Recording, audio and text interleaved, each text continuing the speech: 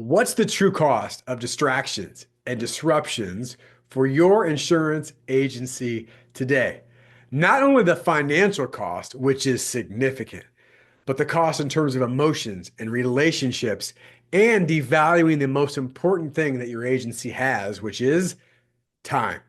That is the topic for today's Agent Leader podcast. Enjoy. Welcome into the Agent Leader Podcast. This is the podcast for insurance agency leaders to learn, to grow, to develop, and ultimately become your best version possible. My name is Brent Kelly. I am your host. As always, it's a pleasure to be with you. I am super excited and passionate today to share some super important and very relevant content for you, the agency leader, certainly for every member of your team. And that is dealing with ding distractions.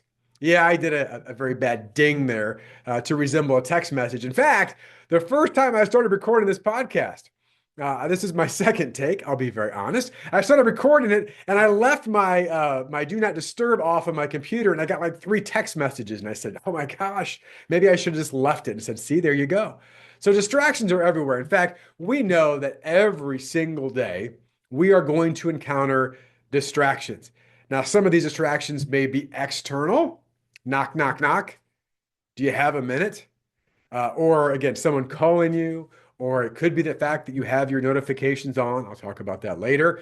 And you get the ring, the ding, the ping, whatever it is, right? Or maybe they're internal distractions that you're starting to do something, some form of work or a project. You're getting yourself in the flow, and maybe that work becomes challenging, right? There's some difficulty to it. And listen, I totally get it. And the first thing right now is, ooh, I don't like this thing right now. Let me go check email, or let me go check social media, or let me do something to get away from this work that I'm trying to do.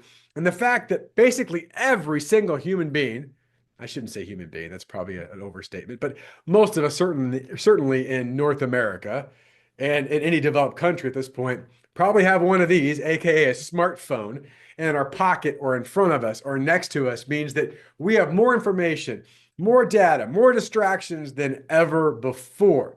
But what I want to talk today about is the cost, like the cost of distraction, because here's the reality. When you say yes to anything, you are saying no to something else. Now, I don't think we're that intentional about it, right? When we react to things or we get distracted, I don't think we're saying, "Oh, I'm going to react to this because I don't care about that." We're just sometimes robotic in the fact that we react to things all day long, mainly distractions. Now, as we run our programs at the Sitkins Group, in fact, we just launched off a whole new series with our producer fit program, our sales program, our account manager fit program for service professionals, our sales leader program, coach the coach. We continue to hear these things again and again is, gosh, I can't get in this mode of productivity, whatever my role is, at the level that we want because of distractions. In fact, some of my favorite sessions that I have when I get to coach and train and lead are not necessarily the actual sessions that we teach, although they're phenomenal. It's these one-off coaching sessions, or we kind of have roundtable discussions, or kind of almost open office hours where we get to have the real talk. So often we talk about, and you've heard on this podcast, if you're a listener, about getting into the green zone, for example, for producers. And here's what it is, and here's how you do it, and here's why it's important. And those things have been transformational for agencies and for producers. But you get in the real talk of like, why do we prevent ourselves from doing the things that we know we should do? Why do we allow these distractions to happen? And how much are they really costing us? So I'm going to talk about that today. And I'm going to start with the understanding of, well, and I'd mentioned some of these, like what are distractions? Now, when we talk with producers in particular, now this is an agent leader podcast. I know we've got a lot of producers that listen, and I know we've got service professionals.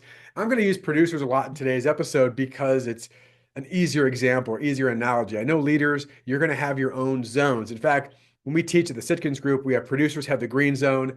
The sales leaders have a platinum zone. Our service professionals have the blue zone. We have these different zones to think about where they need to be. Point of it is they're doing the highest quality work with focus, and attention. And then we've got the red zone. The red zone is all the stuff that gets in your way. Now, something we talk about to producers and really any insurance professional is that we're all going to have red zone stuff. We're all going to have stuff in our day and our week that it isn't necessarily directly result based. It's things that happen, right? Things that we need to get done at some point, or maybe we do delegate some of this, certainly, but it does happen. The question with the red zone that I ask anybody is, well, when does it happen, right? Do you allow it to happen when it shouldn't happen, right? How long do you let it go on? And who else maybe should be doing some of these things, right? So thinking strategically about some of these red zone things that get in our way as leaders and as agencies, as producers and as service professionals that hold us back. Now, one of my favorite books in the last few years, it's been a couple of years since I've read it. In fact, maybe it's time for a reread, was Deep Work by Cal Newport. Deep Work by Cal Newport. If you're familiar with Cal's work, he does a lot as far as distractions and emails and social media and all this kind of stuff. And just to summarize Deep Work, it's pretty straightforward. And I've already mentioned it, that very few people actually go deep in their work anymore. We're very shallow. We're very shallow creatures. And we can afford to go shallow because, well, it's what everyone else is doing. But when we go deep and do the real work that matters, we're able to have focus and intention, right? The significance of that is super, super powerful. So to get to deep work, we've got to begin to be aware and find and be honest about the distractions. So let's just talk about producers for a second. I'm gonna go back to this, and really this is again anybody, but to use producers as an example, we talk to most producers. If you ask producers, hey, where are you most comfortable? Are you most comfortable at home, or are you most comfortable at work? Now just think about that for a second. Are you most comfortable at home, or are you most comfortable at work? When most producers and just people in general hear that question, they often go, well, I'm most comfortable at home. Right? That's when I get to get away from work and when I get to hang out with my family or do things I want to do or go out and have some fun or watch TV or whatever it is, right? But when you really dive deeper in this, oftentimes what we find is that people, in particular producers, are often more comfortable actually at work because the distractions are easier. And because maybe you're out of the office or you're doing different stuff, and certainly if you're commission-based, like, hey, when things happen, you can actually be more comfortable. You can talk about things in the game and go do some email and hide behind this. And right, and it doesn't mean you're not doing other things throughout the day and having conversations, but it actually can be somewhat easier to have comfort at work. Yet, if you're really honest and you go home, and maybe you're talking to a significant other, or maybe you're just having a very authentic conversation with yourself, and you ask yourself, is this really where I thought I'd be right now? Is this really the home I thought I'd have? Or is this really the career path I thought I'd be on? Or I just thought I'd be further ahead by now. Now that may or may not be you, but it's certainly an agency leader could be people on your team. And so that's why I said, if you're really honest, most people think they're comfortable at home, but really they're comfortable at work, and the difficult conversations are at home. And so here's why I say all this is because the best producers, the best professionals, the best anything, they realize they've got to find ways to get uncomfortable at work, to do the things that aren't necessarily easy so they can get that true comfort, that peace, that freedom, whether it's freedom of time or freedom of money, freedom of the relationships at home. So just things to think about. And when you think about comfort, part of that is to get uncomfortable, I have to face the demons, quote unquote, of those things that are always coming at me that are sabotaging the things that I really want to accomplish. Because the thing about the red zone traps and distractions in general is that most of them are easy and they're kind of fun. Maybe they're even numbing to a degree. Just give an example. We could think about, I mentioned the rings, the dings, the pings. Let's just talk about email. I'll just use this as one example because I think every single watcher or listener of this podcast can probably relate. If I ask you right now, how many emails have you received today? Probably a lot. Here's a question I ask groups all the time. When do you check your email? When do you check your email? In fact, we just did this in the last couple of camps, the last producer camp in particular, and I always get a chuckle when I ask this question because they kind of smile. And, my answer is yes. When do you check your email? Yes. Which means what? All the time. In fact, many of us, and I'm not going to get into a morning routine thing here, but many of us, it's the very first thing we do. We wake up, we grab that smartphone, which quite frankly, if we don't use it right, makes us dumb. And we check email, look at social media. And from the minute we wake up, we are on someone else's agenda. I heard this and I may phrase it incorrectly, but basically, all email is other people's agendas, right? So you get out, and by the way, it doesn't mean you're not going to check email or not have someone work with your team that's going to check email. I'm not saying just avoid people and, just never respond. No, what I'm saying is when and how often are you going to do that? I was talking to producers in particular because they have the hardest time with this. You wake up, yeah, check email. You never know what came in overnight. Like, how many emails did you get when you woke up at 6:30, whatever time you wake up, maybe earlier or later, that you got that? Thank God I checked it at 6:03 a.m. because if I would have checked it at 8:32 a.m., we would have been screwed. Like 0.001%. But that's what we do because we become creatures of habit. And it's easy. And by the way, if I check email and respond to a few emails and whatever and browse through, I feel like I'm doing something. But quite frankly, it's distraction or disruption. And it certainly isn't me starting off my day doing the most important things. Now, you got to determine what that is. But again, are you working on your priority list, your goals, your dreams, your ambitions, or are you going to always be at the service or mercy of others? And by the way, here's something I can tell you, especially from a personal development standpoint. I know I'm going on some rants here, but this is a very simple analogy. And it's the same thing as the oxygen mask in the plane, but you can't pour into other people very well if you never fill up your own cup. Got people walking around, leaders, producers, service team professionals, they're walking around with empty cups. Oh, I just can't give it to anybody else because you're empty, because you're constantly distracted, giving stuff away all times of the day. So lots of distractions with email. By the way, so let me just start here. Red zone. Let's just go on this as one example. And people say, well, Brent, you don't understand. I got all these emails. I got to respond. Yeah, you can get back to them, but why don't you start to think about when and how often? I remember on emails years ago, I went through a program, and it's still out there, I believe. Great program called Insane Productivity by Darren Hardy. It's a great program. In fact, when I went through that program, I was an active producer at that time. And I was under the mindset of, hey, I've got the smartphone, or maybe it was the BlackBerry then. It's like, as many times as I reply is how fast I am and how good I am. And it's going to be amazing, all these kind of things. And I drove myself crazy. Because when I was saying yes to all these things, I was saying no to other things that actually was moving me, my career, and my best clients forward. And in Insane Productivity, he's talking about, yeah, I checked my email once at the end of the day. I was like, you don't understand, Darren. That's not the real world. Good for you. And I realized to begin this that I couldn't go, cold turkey, so to speak, and go from checking my email every second of the day to never or once. But I began to realize if I set little boundaries, and I knew that I was going to get those little doses, right? Those little doses of email. Because if you don't have any all day, you're like, oh, emails are coming.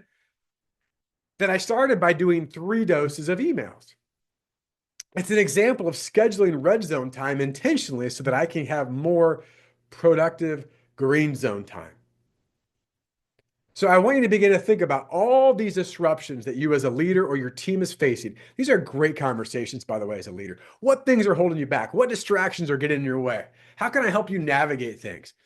And by you helping navigate doesn't mean you're fixing all the problems, as you're asking the right questions to get them to see things in a different lens. We do that all the time in our coaching programs. Yeah, we got resources and tools and modules and all the things that we teach and train on, but most of it is getting people to own their own results. That's what great leadership is. So this all comes back to identifying some of these gaps, asking questions, and creating awareness. Now, when you think about green zone or whatever zone it is for you, it varies. Let me just share, and we've had discussions on this podcast before, and if you haven't been a listener or you're a new listener, Give you one example, going back to producers. Producers green zone. What does that mean for producers? Well, the green zone means these are the things that we see that producers do. They're actually making money. They're doing things to drive a result. So we have four things we talk about at the Sitkins group. Sales and sales conversations. Woohoo! Shocker, right? Relationship management or proactive relationship development. Not reactive, proactive, making deposits.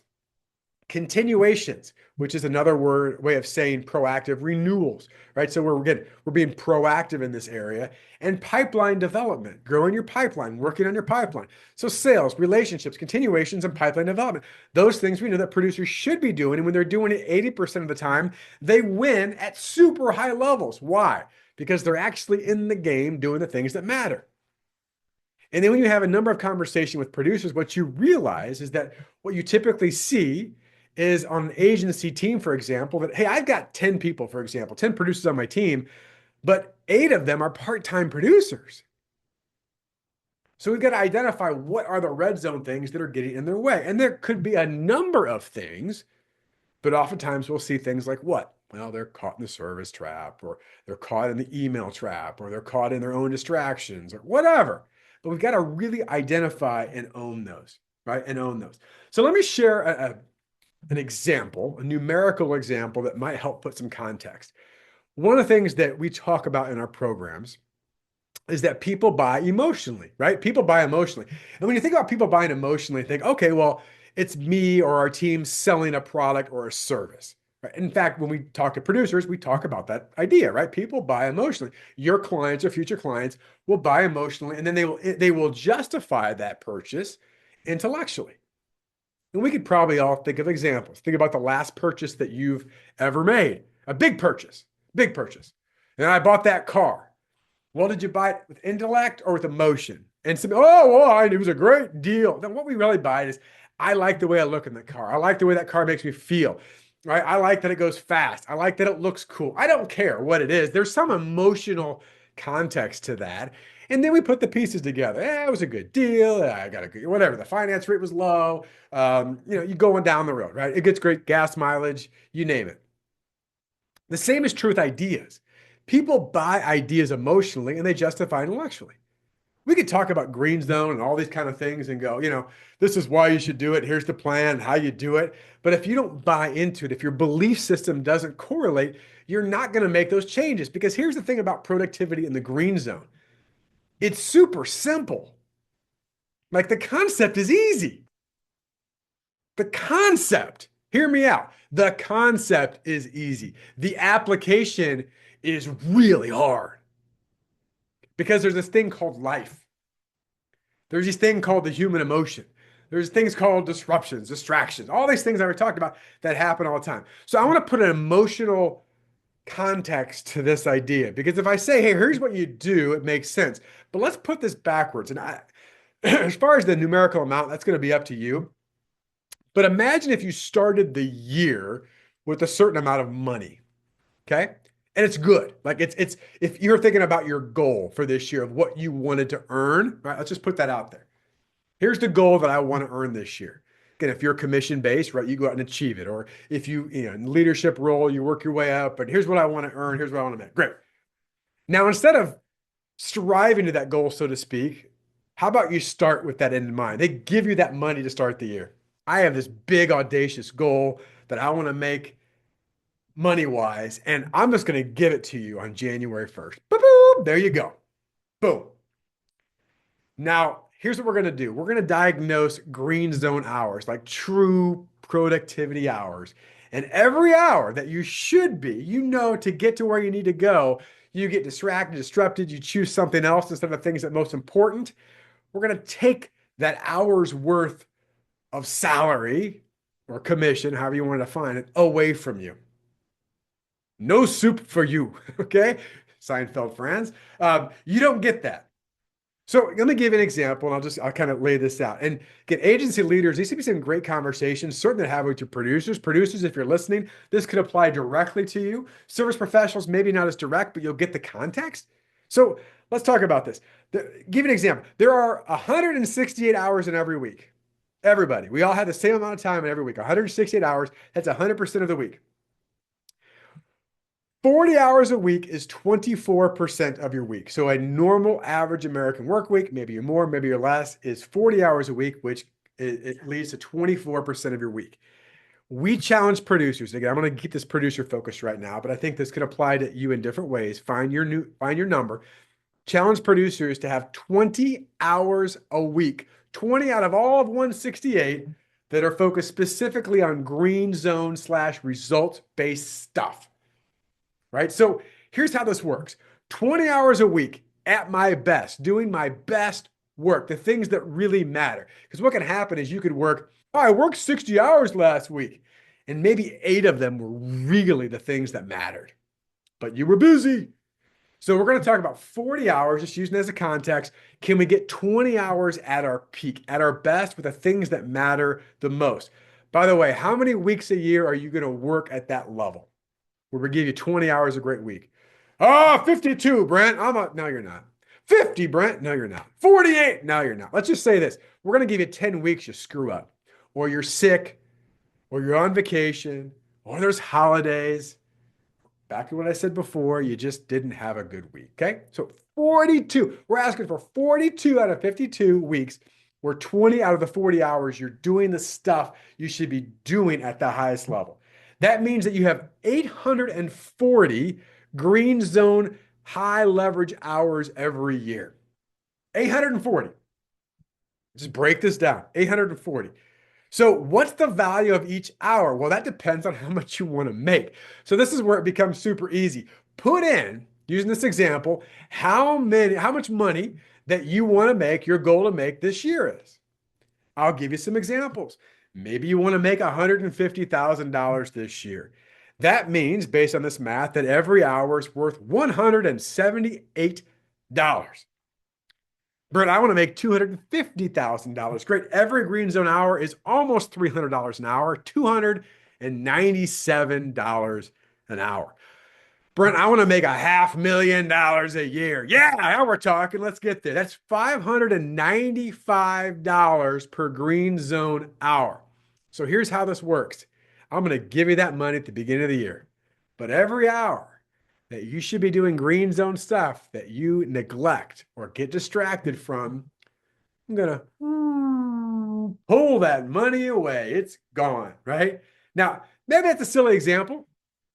But my question to you, however you want to define this emotionally, is the question I would ask anybody, leaders, producers, whatever, you're thinking about your green zone time and hours. By the way, it's not about the amount of hours, it's the right hours and the quality of doing the right thing in those hours. So when you miss that hour that matters, my question to you is this: was that distraction, was that interruption, was that lack of focus worth it? Was it worth it? I mean, that's the bottom line. See, time is the one thing you cannot get back.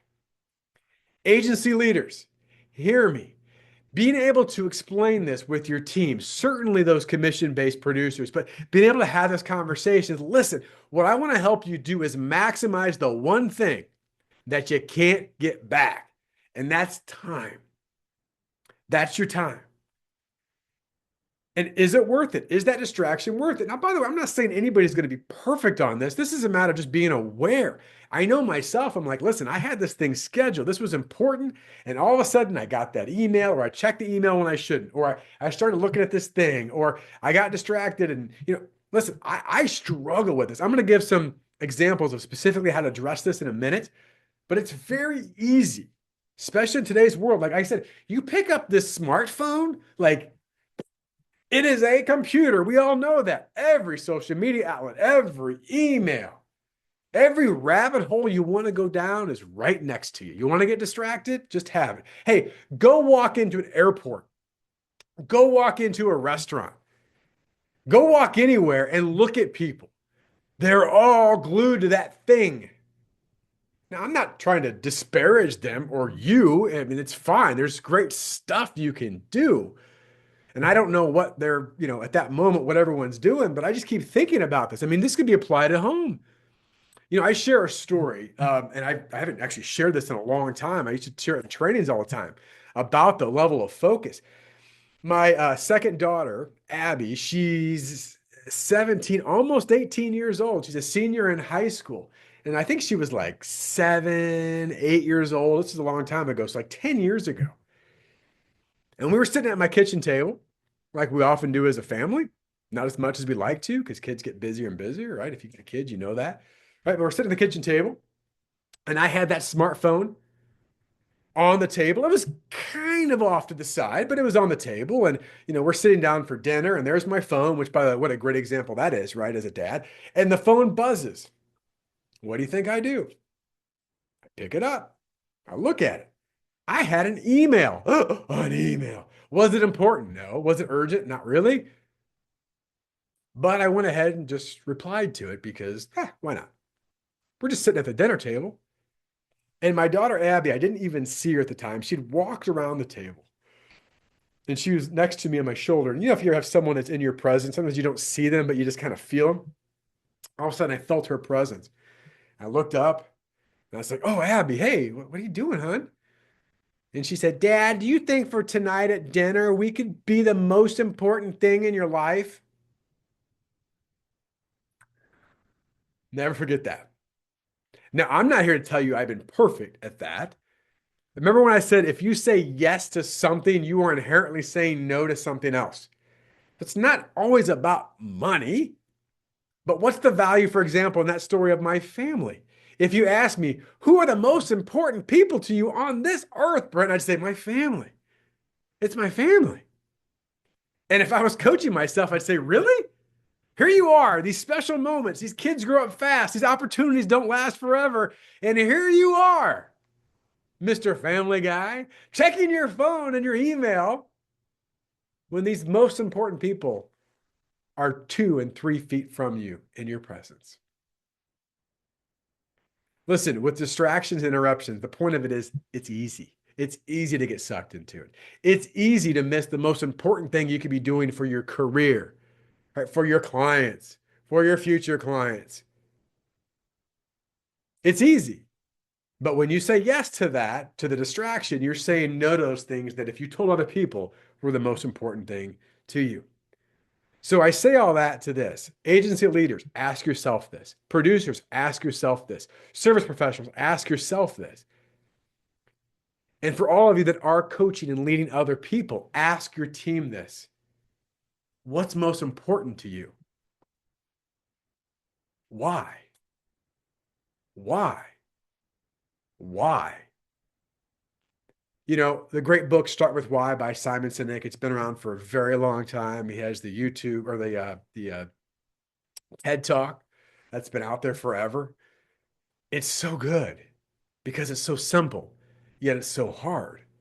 Start with why. I talked about people buy emotionally. When you buy into your why am I doing this?